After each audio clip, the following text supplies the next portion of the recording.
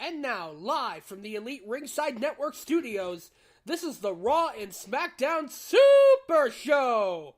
And here are your hosts, AJ Jensen and Spencer Hart. You could get high or you could get low. You could stay young or you could grow old. Let it go. 'Cause I'ma go for broke. You could go hard or you could go home. You could live life or you could just fold. Let it go. Guys, it is Spencer Hart here on the Elite Ringside Network. Welcome to the Raw Smackdown Super Show here on Spreaker.com, iTunesPlayer.fm, PodDirectory.com, Stitcher.com, TuneIn Radio, Castbox.fm, the Satchel Player for your Android and iPhones, and on 434 on Facebook and at 434.com.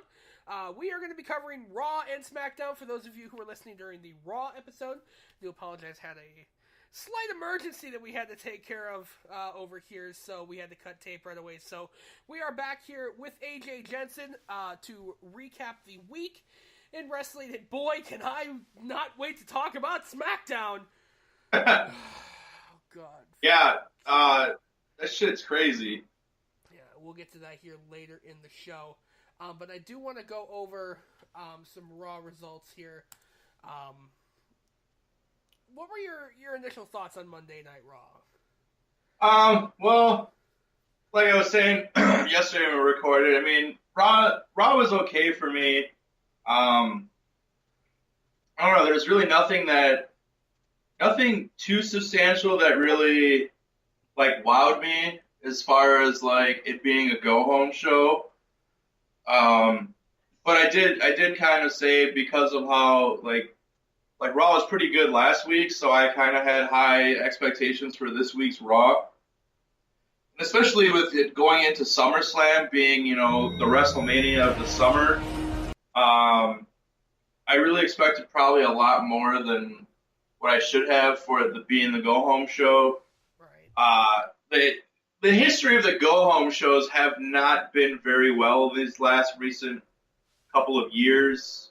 We've had a couple, but not many. Not as much as it used to be back in the late 90s, early 2000s, where it's like every go-home show was like a freaking Grand Slam. Like you were just foaming at the mouth waiting till Sunday. And now I don't have that feeling anymore with WWE in their current product. And I agree. Go-home shows lately have been kind of low key.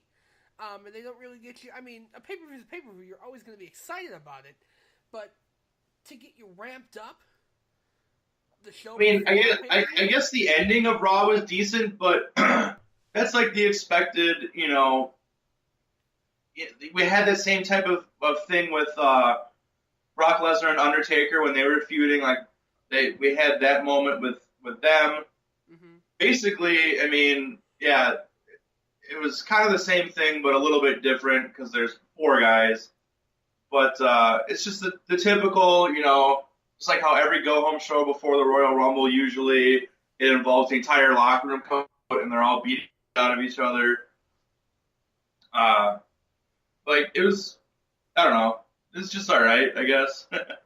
Yeah, so let's run down some of the events that happened on Monday Night Raw. Of course, Seth Rollins and Dean Ambrose are now partners. Yeah, man, that crowd went absolutely crazy with them, you know, bumping fists. And, you know, we touched upon this yesterday.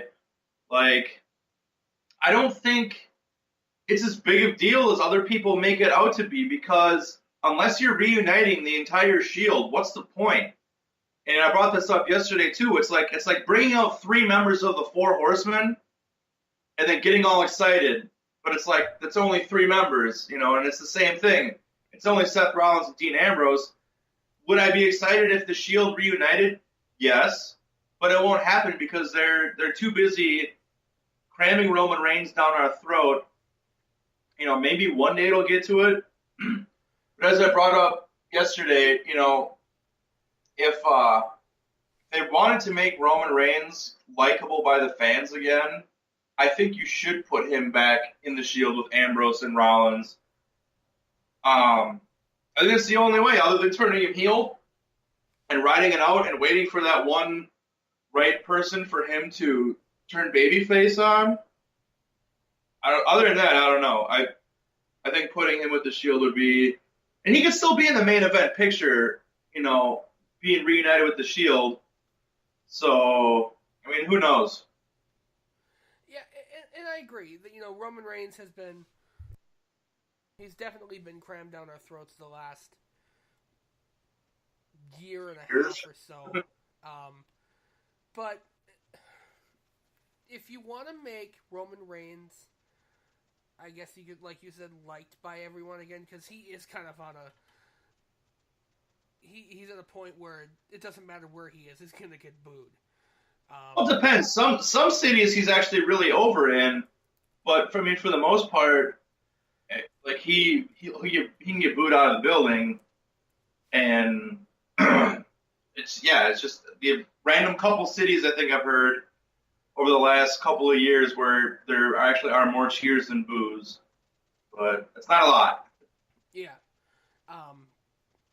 Right now it's just Rollins and Ambrose. Yeah, the mini Shield reunion, I guess is what they're calling it. Just two brothers back reunited. It's a feel-good moment, for those loyal fans of the Shield, Seth Rollins and Dean Ambrose. As far as their tag team championship match at SummerSlam, I don't really see them winning. Maybe, I don't know. But as far as them winning the tag belts, I guess I'm not quite sold on that part.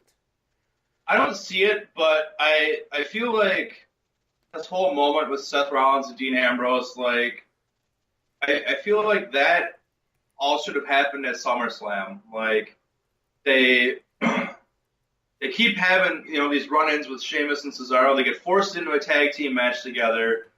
Whether they win or lose, they could have it to where they lose, and then Sheamus and Cesaro keep attacking them after the match, and then Dean Ambrose and Seth Rollins turn the tables and get the best of them. They clear the ring, and then the crowd is going ape shit, and that's when, Dean sticks his fist out, and then Seth fists him back. I think it would have been a much more, special moment there, being at SummerSlam, than, just doing it on a Monday Night Raw.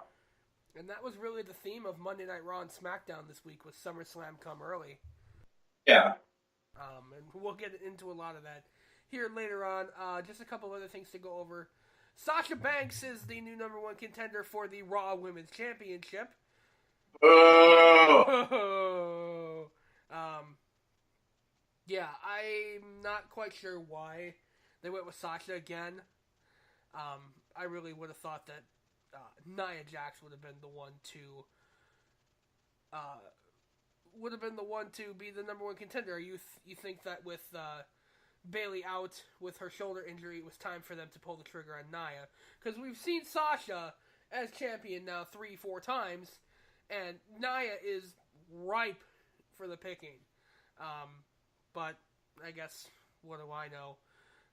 Sasha Banks, I got nothing. I got really nothing against Sasha Banks, and like I said, this is about the point where we had to cut yesterday. Yep. But I was talking about how, one, I absolutely love looking at her booty. It's awesome. The best thing that's going to come out of this Alexa Bliss and Sasha Banks match is the booties, because that's probably all I'm going to be looking at the entire match. Ladies, if you're listening, you can call me sexist all you want, but let's be honest, you're going to be looking at them too. But yeah, I really thought this was going to be a time for Nia Jax to shine. At this point, I hope Alexa Bliss goes over and still retains her title at SummerSlam, because, like you said, we've already seen Sasha Banks champion 3 times in, 3 months? Right. And if you didn't see it on the Elite Ringside Network's Facebook page, there was a video of Nia Jax carrying Alexa Bliss out of the arena on her shoulders, and there is this one kid who's got balls the size of Vince McMahon. Yeah. Who reaches out, and instead of giving somebody a high five, he smacks Alexa Bliss on the ass. And lucky son of a bitch. And it's just the balls of that kid. Nia Jax's face after that happened was absolutely priceless too. Yeah. Like, oh my god. I was gonna talk about that yesterday, but yeah, we had to cut because I saw that video yesterday and I wanted to talk about it. But damn, so funny. It's just absolute, like the face of Nia Jax when the kid did that. I'm showing the person sitting next to me right now the video, and it's just hilarious. She's like, oh, did he just do that? Yeah. Like, if I'm Alexa Bliss, I can't even get mad at that. Like, all right, like, touche, little kid. Yeah. So, next thing I want to talk about here real quick, the ever-growing feud, quote, between Big Cass, Enzo Amore, and Big Show. If I'm correct, Enzo Amore is the first babyface to be locked inside the shark cage. Am I correct? I don't know. Thought I read somewhere that he is the first babyface to be locked inside the shark cage. Possibly, like off the top of my head, I can't think of any baby faces that have been in it.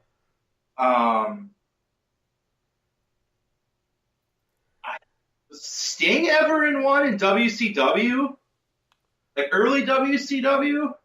Possibly? I can't remember. Sure. But getting out my point is, I guess I understand the reason why we're putting him in a shark cage, but at the same time, I just don't see how the shark cage is necessary. I just want to know, why the fuck are we having so goddamn many matches lately with the stupid shark cage? Right. Vince Russo secretly writing for WWE again? If so, I'm probably going to quit watching. Jesus Christ. We had, Paul Ellering, Chris Jericho, and now Enzo, like, this year in freaking shark cages. Yeah. 3 shark cage matches in 1 year, 3 too many. Yep. I've heard rumblings that, do you think, I don't know, this is a rumor I read, I just want to get your reaction to it, that Enzo will turn on Big Show? Yeah, actually, I was going to bring that up as well. I've heard 2 rumors so far that, one, that Enzo might go back down to NXT.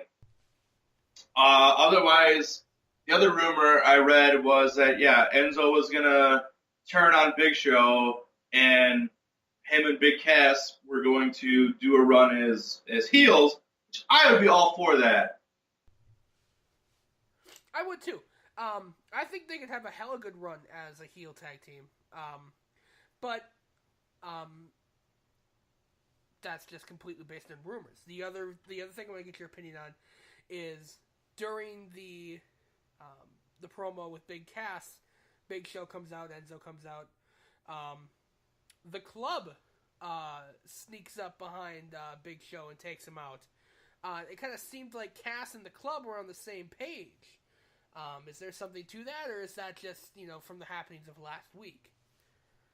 I think more than likely that's just like the fallout of, the week before. It gives Big Cass a way to go into SummerSlam against Big Show with that edge. So I could see why they did that. But I don't know. This Big Cass, Big Show feud, I don't really care about it at all. Yeah. There's really nothing like is drawing me into this feud, like, whatsoever. Yeah. It's just week after week, Enzo keeps coming out after getting his ass kicked by Big Cass. He keeps running his mouth, and now he's having Big Show fight his battle, which literally is exactly what Big Cass has been complaining about the entire time. So I don't know, like, And if they do have Enzo turn on Big Show, like, what would the point be? What would the purpose be? Like, I don't know how they could spin it, but I don't know. But I would be okay with Enzo and Cass doing a heel run. I would too. Also, on the adage of SummerSlam comes early, and new Cruiserweight Champion. Oh, fuck, I forgot about Tozawa. I forgot about this. Jesus Christ. Why? Okay, I don't have a problem with Akira Tozawa being champion. Here's my problem, is that Neville, who basically has held up this Cruiserweight Championship and the Cruiserweight Division being champion, you just basically punched him in the balls and threw him outside the ring. Here's my problem with it. Yeah, like you said, it's nothing against Akira Tozawa, but you're gonna fucking pass up Austin Aries being Cruiserweight champ and put it on fucking Akira Tozawa? Are you absolutely kidding me? Right. Austin Aries, like, one of the greatest cruiserweights in the freaking game today, had 3 solid as fuck matches with Neville, and then gets released. Right. Because, like, I mean, you know, he asked for it. They release him because they're not fucking using him right. And then, if I was Austin Aries right now, I'd be fucking livid. Like, are you shitting me?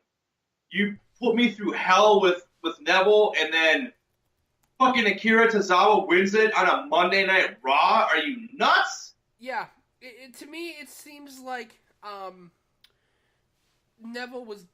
title was ripped off Neville so unceremoniously. It makes no sense to me that they would rip the belt off of him. Unless they're just planning on giving it back to Neville at SummerSlam.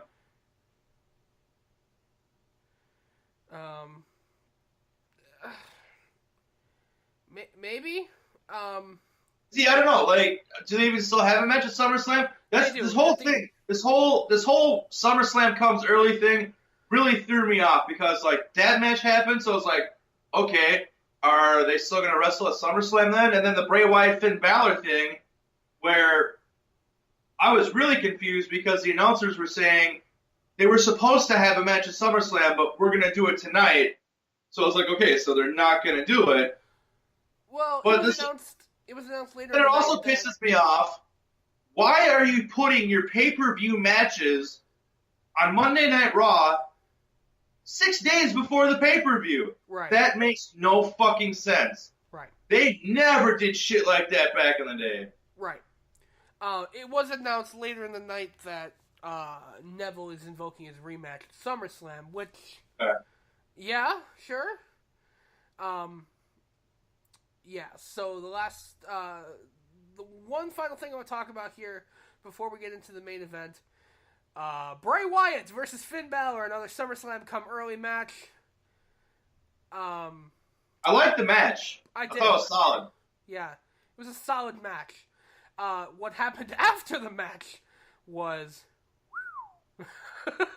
Yeah, dude, I thought Hillbilly Jim and the Godwins were going to come out and join Bray Wyatt in the ring.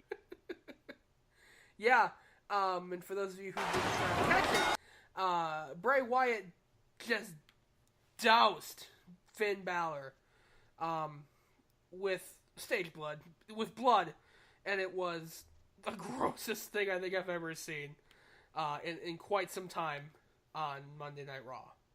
I did really appreciate the Carrie reference that someone made on in the wrestling group, that all Finn Balor wanted to do was be prom queen. That was great. I really enjoyed that reference. I saw that right away too.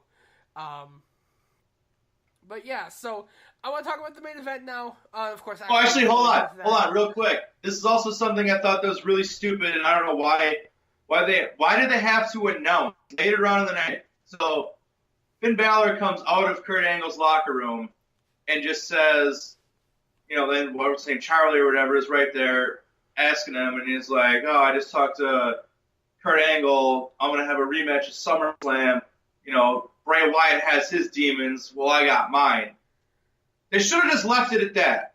Right. Because there are the smart people who obviously realize, okay, he's coming out as Demon Balor, which everyone already assumed at SummerSlam he was going to anyways. But then you got maybe the younger people who aren't so, like, up to date on things, they don't catch the little things. Like, why do they have to announce later on in the night that Demon Balor is going to be facing Bray Wyatt? I didn't like that. Like, save that for SummerSlam. Right. Like, have him come out doing his entrance and just shock people. Even though people are already expecting it, there are going to be a few that maybe are dumb enough not to, and it would have blown their minds. Like, I agree. They're so quick to want to announce things that it kills the mystique. Exactly. Is he gonna do it? Is he gonna come out in the demon persona?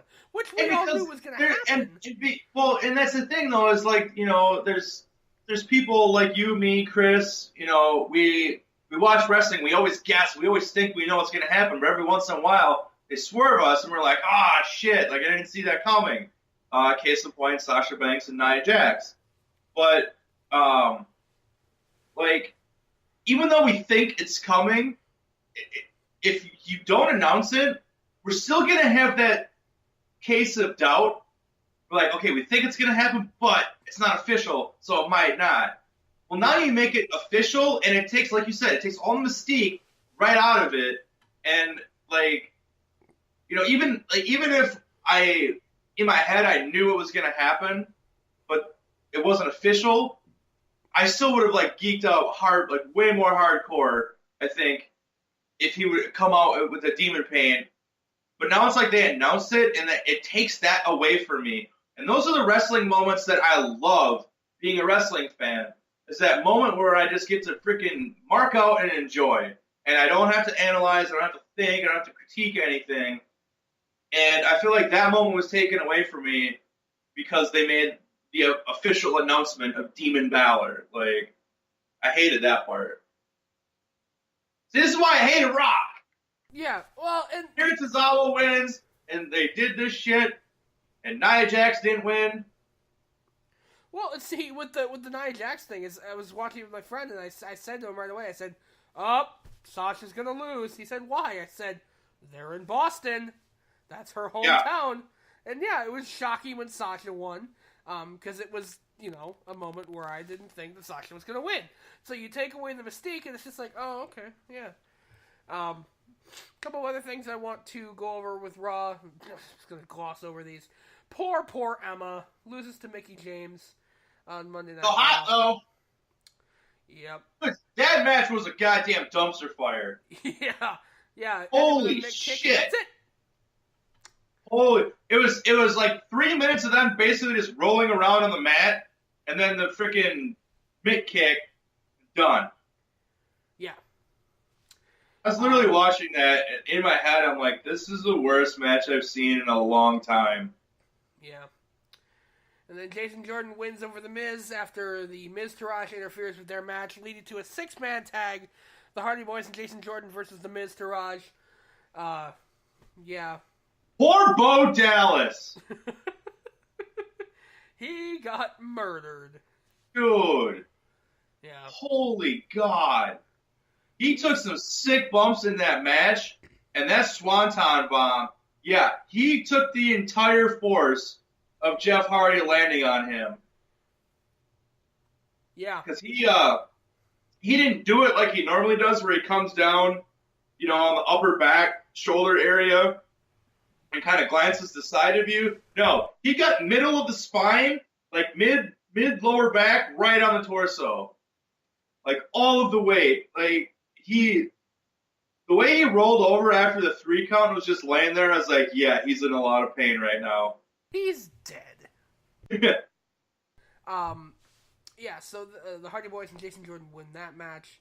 And then we get into the main event, the confrontation face-to-face. Brock Lesnar, Braun Strowman, Samoa Joe, and Roman Reigns. And one thing I do want to point out here, I want to give props to the blonde security guy who deserves an award for the greatest sell of Braun Strowman beating on the back of somebody so hard that it like springboards him over the top rope. That guy right there obviously went to the Shawn Michaels training school. Jesus Christ. Only someone who is trained by Shawn Michaels can sell a move so good. I'm going to pound on your back down. You're going to go up and over the top rope. Got it? Got it. Perfect. It was funny. It was great. It was so great. Funny.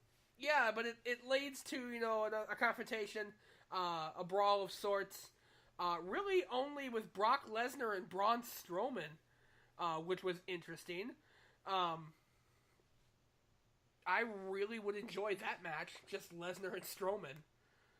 Yeah, I would love to see those two go one-on-one. It's funny, though, the look on Brock Lesnar's face when he's standing there face-to-face with Braun Strowman, for a brief second, it looked like an oh shit moment. Like, you're in the ring with someone who is physically taller, muscular, and probably physically stronger than Brock Lesnar. And that doesn't happen much. I agree. The way he looked at him was like, oh shit. Yeah, it was one of or wait, I'm Brock Lesnar. I have to look tough right now. Yeah. So, Monday Night Raw, I honestly thought it was better than last week. I know that before the show yesterday, you and I had thought, or you had discussed with me that you thought it was actually worse than last week. Yeah. As far as go-home shows for me, this was pretty good. I honestly thought, like, the end segment was probably the best part of Raw. The Bray Wyatt-Finn Balor match was pretty decent. Other than that, there was nothing that I cared about on that show. Yeah. Like I said, the Cruiserweight title changing hands, I hated that. Nia Jax not winning, I hated that. The announcement of Demon Balor, taking the mystique out of it, I hated that. Mickie James Emma match, hated that. The Miz, normally Miz is one of the most the highest parts I look forward to Raw, and there wasn't a whole, he didn't have a Miz TV segment really, so that was just kind of But I don't know. Yeah, I didn't think it was that good of a Raw. I guess for me, it started on a high note because for me, the reunion of Rollins and Ambrose, that was a feel-good moment. Yeah, Reigns wasn't there. It wasn't a full Shield reunion. But it's still, they built, in my personal opinion, they built the reunion of Seth Rollins and Dean Ambrose pretty damn well. They teased it for a few weeks, and all the fans were like, God damn it, just fucking do it already!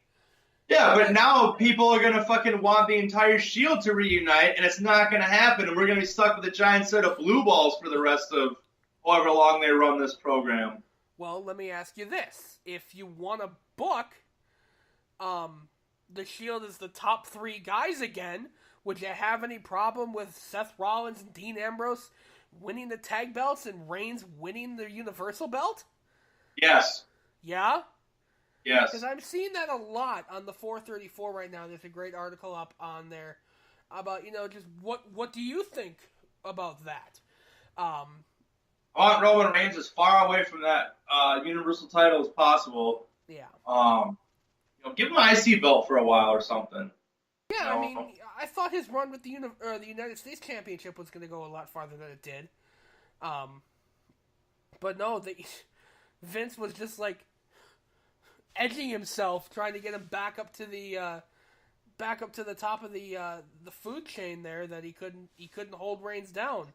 I mean, let's not forget that all three members of the Shield held the Universal title in one night. It was the world heavyweight title, I guess, but yeah. So we're gonna take a quick break. We're gonna come back. we're gonna talk about Smackdown. Oh, good Oh, God. get ready for some harsh words. People, if you are listening to us right now on your phones with the earphones, turn us down a little bit during the next segment because we're going to get loud and pissed. So we're going to take a quick break. We're going to come back. We're going to recap Smackdown. That is next here on the Elite Ringside Network. Psst. Hey you. Yeah, I'm talking to you. Are you an energetic team player who loves to get into lengthy, logical discussions about pro wrestling? The Elite Ringside Network is looking for talented individuals to join their staff today. We are looking for on-air talent, video editors, and blog writers. If you are interested in joining the ever-growing Elite Ringside Network, send your information today to EliteRingsideNetworkWI@gmail.com. Be a part of something great. Be a part of the revolution. Be a part of the Elite Ringside Network. Hey, what's going on, guys? It's Spencer Hart from the Elite Ringside Network. Wanted to let you know about some amazing news. You can now listen to all of our great programming on the new Satchel podcast player for your Android and iPhones. Here's the deal. While you're listening to us on Satchel, you can send us a few dollars to make all of our amazing shows even better. So if you're listening to us right now on Satchel, go ahead and click on that donate button to send us some much appreciated donations. And if you're not listening to us on Satchel, I mean, come on, what are you doing? Download the podcast player right now at satchelplayer.com. Exclusive friends of the Elite Ringside Network.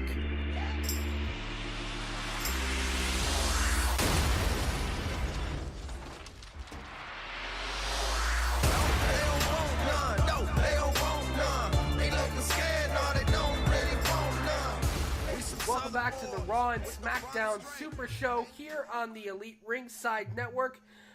We are now ready to talk about Smackdown, and people, like I said at the commercial break, if you're listening to us on headphones, if you're listening to us on something that may damage your ears, you may want to turn us down, because we're kind of pissed about the ending of Smackdown.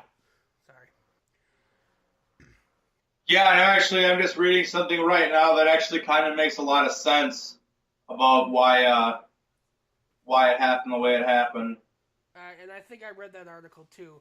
So let's start out with it because it's really the only big story that came on a SmackDown this week.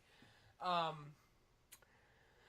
Cena versus Jinder Mahal. The first time ever. John Cena, the franchise, versus the world champion, Jinder The modern day Maharaja.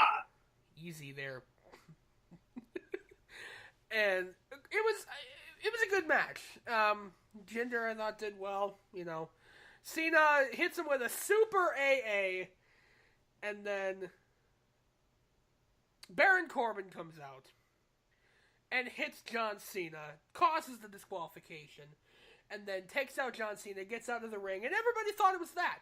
But then he kind of stopped, looked at his Money in the Bank briefcase, and said, "You know what? Fuck it, let's do it." And Hold on a sec now. Before he even did that, he started walking back up that ramp. I was about to blow a fucking gasket because, was it last week or the week before, Carmella had a match with Naomi, beat her with the distraction of James Ellsworth, and just sauntered away without cashing in Money in the Bank. And I thought for a second, okay, Baron Corbin's about to walk back up this ramp after Jinder Mahal just took an attitude adjustment from the middle turnbuckle. Are you fucking kidding me? I was about to go off, but then he turned around and went back in. Yep. So Baron Corbin rolls into the ring, hands referee Mike Chioda the Money in the Bank briefcase, and it's announced that Baron Corbin is cashing in his Money in the Bank contract for a World Championship match. And what do we get? We get 5 seconds, 5.74 seconds of Baron Corbin versus Jinder Mahal because Cena distracted him and Baron lost. I freaking hated it. 5.74 seconds. The bell rung, Baron swung at Cena, Jinder rolled him up, and that was it. They just, all the hard work they've done in building Baron Corbin up this entire year, they just blew it in 5 point whatever seconds. 5.74 seconds. all the hard work that they've done building him up to get to this point, they ruined it in 5.74 seconds. Now, I just read this article saying, it makes sense. With Baron Corbin's been getting a lot of heat recently because of his Twitter activity. Everybody fucking knows in WWE, or just basically anywhere, be careful what you put on social media because it can come back and haunt you. We've had several people in WWE now getting in some hot water because of remarks they've made on Twitter. Now, Baron Corbin basically just got into an argument with Dave Meltzer. Frankly, dude, did I think that is deserving of him to have to get put on the back burner? No, but maybe WWE sees it differently. Another thing is they're not happy with his promos recently, which I kind of had to disagree with that. I actually think his promos have been better recently than they have been in the past. But I've also been the type of person with Baron Corbin where the same thing as like guys like him, guys like Roman Reigns, don't have them talk for more than 10, 15 seconds at a time. They don't need to. They don't need to. They're big guys. They don't have to go around explaining what they're going to do and how they're going to do it. They say what they're going to do, and then they go in the ring and do it. That's how it should be. And, I don't know. But I hate this decision. If you were gonna basically bury Baron Corbin anyways, have him come out at SummerSlam like everyone thought Baron Corbin was going to cash in at SummerSlam and win. I'm pretty sure that's what everyone thought. That he would lose to Cena. If you thought that he was not going to, you're full of it. Yeah, everyone knew he was going to lose to Cena and then cash in at SummerSlam in the main event and win. Everyone was thinking it. And, people thought, well, WWE's so predictable. They do something like this and everyone complains. Well, no, it's because it's not unpredictable. It's just stupid. If you're going to do something, make sense out of it. They could have had him do it at SummerSlam, cash in against Nakamura, which I'm assuming Nakamura is winning at SummerSlam. Right. And have Nakamura beat him, and that would shock everybody. But then someone says, well, this adds fuel to John Cena and Baron Corbin. They don't need it. No. They don't need more fuel. They got plenty of it. Here's what I want to say about that. We're not upset because Baron Corbin didn't win the title. He didn't, it was a complete letdown. Here's why we're upset. You gave Baron Corbin the Money in the Bank briefcase, the contract, the mystique that at any time Baron Corbin can come in, beat your ass, and then walk away with the belt. What happened here is they picked basically the worst time to do it. And not only that, but it wasn't even really a distraction from Cena. Baron Corbin saw that Cena was on the ring apron, and he thought, "Oh, I better make sure that John doesn't do anything." And he swings at him and missed, and then Jinder rolled him up in 5.74 seconds. That's what we're upset about.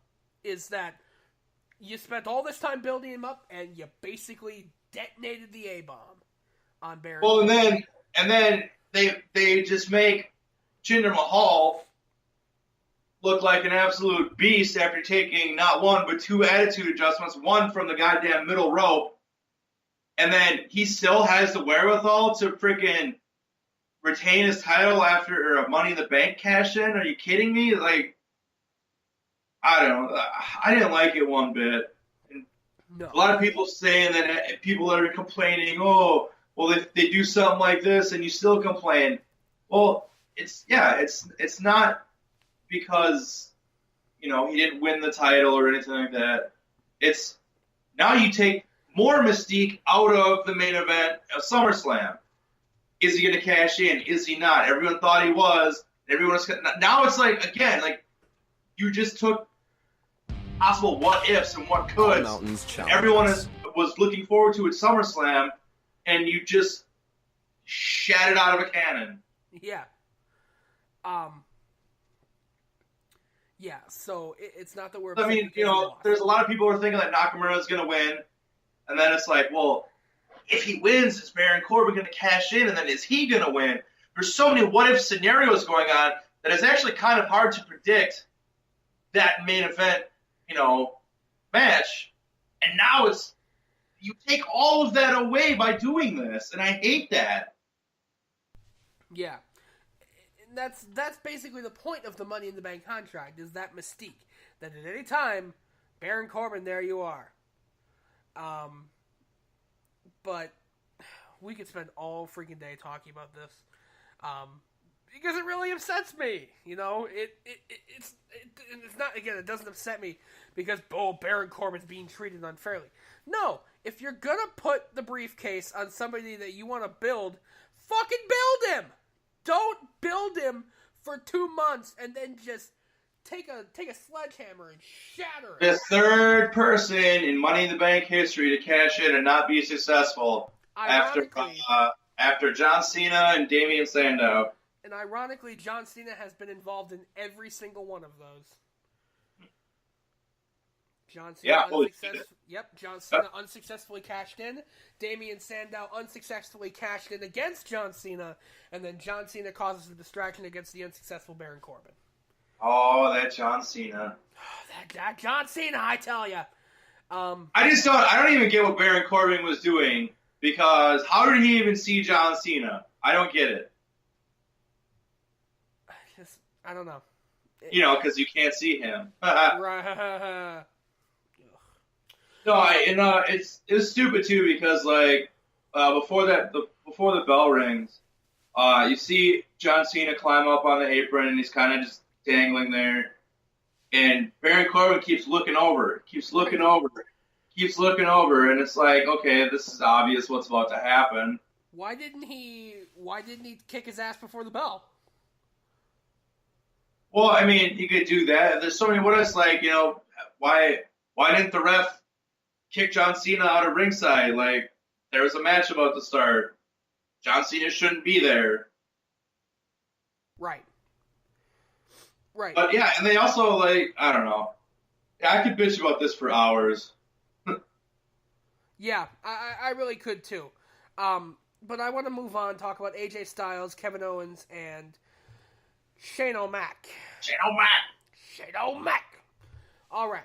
So, AJ Styles is in the ring, wants to apologize to Shane McMahon after last week accidentally... Did he super kick him? No. Pele kick. Pele kick. He Pele kicked Shane McMahon after Owens kind of threw McMahon into the line of fire. So now we're just kind of adding tension. So McMahon comes out, and Kevin Owens comes out as well, and they have a war of words again, and then they kind of tussle, and then AJ almost hits Shane again, and then Kevin Owens goes for the super kick on AJ and hits Shane. Now, my question to you is this. Come Sunday, what do you think is going to happen? Is he going to cost somebody? Well, it's clear. He's going to cost somebody. Who's it going to be? I think it's going to be Kevin Owens. I agree. I think AJ is going to retain. And, well, the rumors I read now is, originally it was supposed to be Shane McMahon and Kevin Owens at SummerSlam, but then they changed it. And now it's looking like at Survivor Series it's going to be Team Shane O'Mac versus Team Owens. Which is a pretty damn good match on paper. Just saying, just putting it out there. Oh, it'll be, Shane McMahon and 3-4 other guys against Kevin Owens against 3-4 other guys. Right. Because I don't even know. There's been Survivor Series matches where they've only had 4 people in it. Well, the traditional Survivor Series matches are 5. Right. But that's what I read. That's apparently is going to be the fallout of SummerSlam. This is going to build into Team Shane O'Mac versus Team Kevin Owens at Survivor Series. Mm-hmm. So I would assume that Shane O'Mac is somehow going to cost Kevin Owens the title. I agree.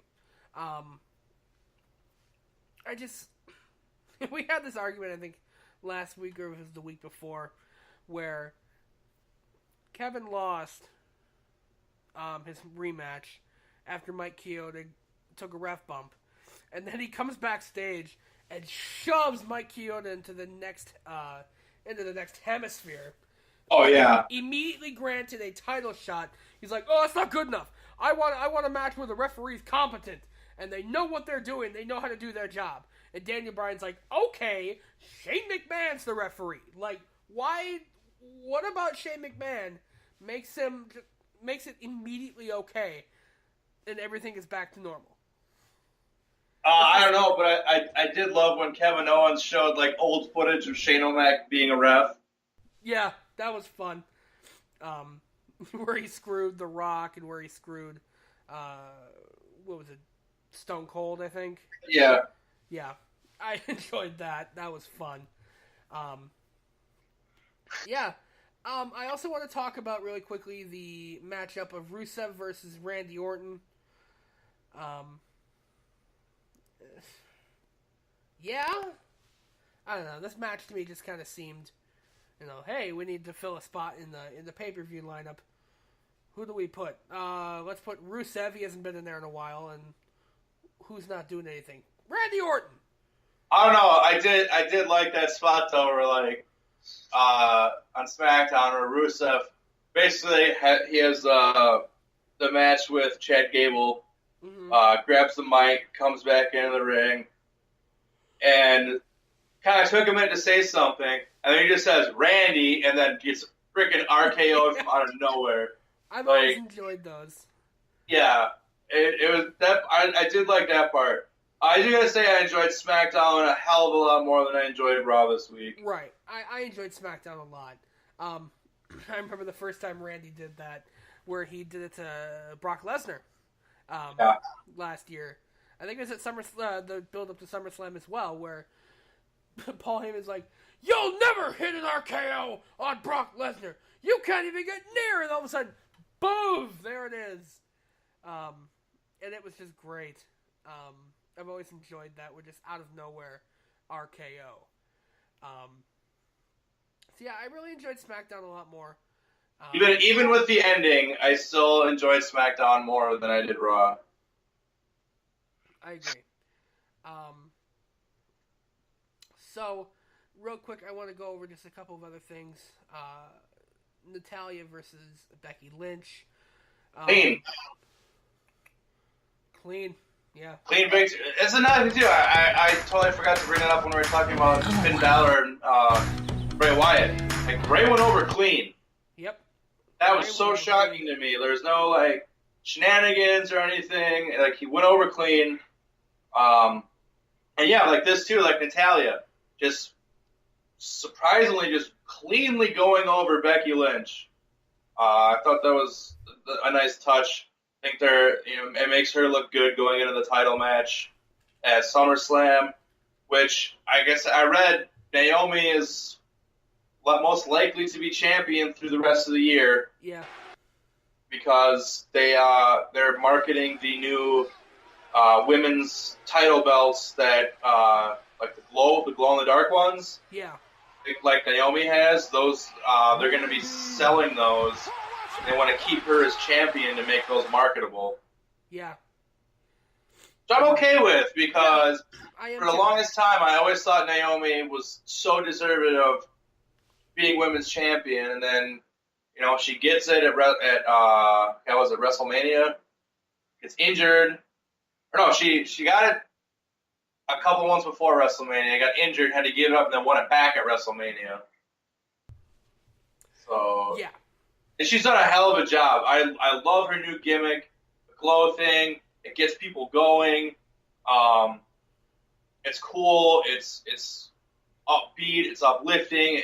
Everyone can engage with it, and she's like pretty damn talented. Yeah. And I love Naomi. I really do. When do you think Carmella's going to attempt to cash in? Because it's clear I don't know.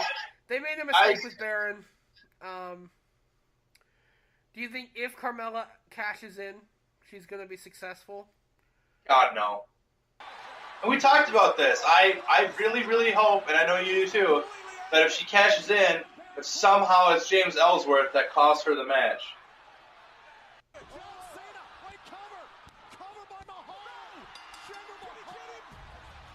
You there? Yeah, I'm here. Oh, yeah. I'm kind of cutting out there. Sorry. Oh, yeah, my dog's acting up. I'm trying to hold him down. Okay. Trying to keep him quiet while we're recording. He's being an ass. But yeah, no, I hope she cashes in and somehow James Ellsworth costs her the match. I would really like that. Yeah, and we discussed that before. I think if that would happen, James Ellsworth would likely cause the distraction on Carmella and cost her the victory. So, like you said, I enjoyed Smackdown a lot more this week. A couple of the things that we didn't really cover. The Usos win via pinfall over the New Day. The season finale of Fashion Peaks. This one wasn't really quite... Yeah, it's probably the dullest one. Yeah. Breezango will be back in a couple weeks as well for that. Like you said, Chad Gable versus Rusev ended on a double countout. So, I'm looking forward to SummerSlam. And we will have our prediction special in the next coming days with me and Chris for the Elite Ringside Network Heavyweight Championship. We gotta figure out what we're doing with you, buddy. I think we'll talk to Chris. Figure. I'm okay. I'm okay. I'll sit this one out. I don't really care. Because we also do have, again, the number one contender tournament winner Chad Knight joining us as well to do his predictions for the belt. It was a great win at Battleground for him. So we'll make our predictions later on this week in a prediction special. So final thoughts on the week in wrestling, other than the main event of SmackDown. Yeah, I hated that, but still on a whole, I enjoyed SmackDown more than I enjoyed Raw. There's a lot more that I enjoyed on SmackDown than I disliked, whereas on Raw, I disliked so much of Raw, and I only really liked a couple of things here and there. Right. Looking forward to SummerSlam, although I got a feeling I'm going to have to... I know I'm going to miss NXT. I have a Bar League Milk Jug Toss tournament this weekend, and it's 2 days long, so I got a feeling I'll be watching probably... I probably won't be able to watch NXT till next week sometime, possibly even SummerSlam. Yeah. Yeah, so I'm really excited for SummerSlam. It's one of the big four, biggest party of the summer. So I'm really excited, as always. So that's it for the Raw and SmackDown Super Show. Thank you so much to everybody that was listening today. Follow us on Twitter at AGens81, at Spencer Hart, ERN, and at ERNetwork247. You can also follow us on Facebook, facebook.com/ERNetwork247. Also follow the 434 on Facebook, and you can also read all of the great articles at 434.com. So for Chris Lockman, AJ Jensen, I am Spencer Hart saying thank you so much. We will be back later this week for the Elite Ringside Network Heavyweight Championship prediction special for SummerSlam. Have a good one, everyone. Peace.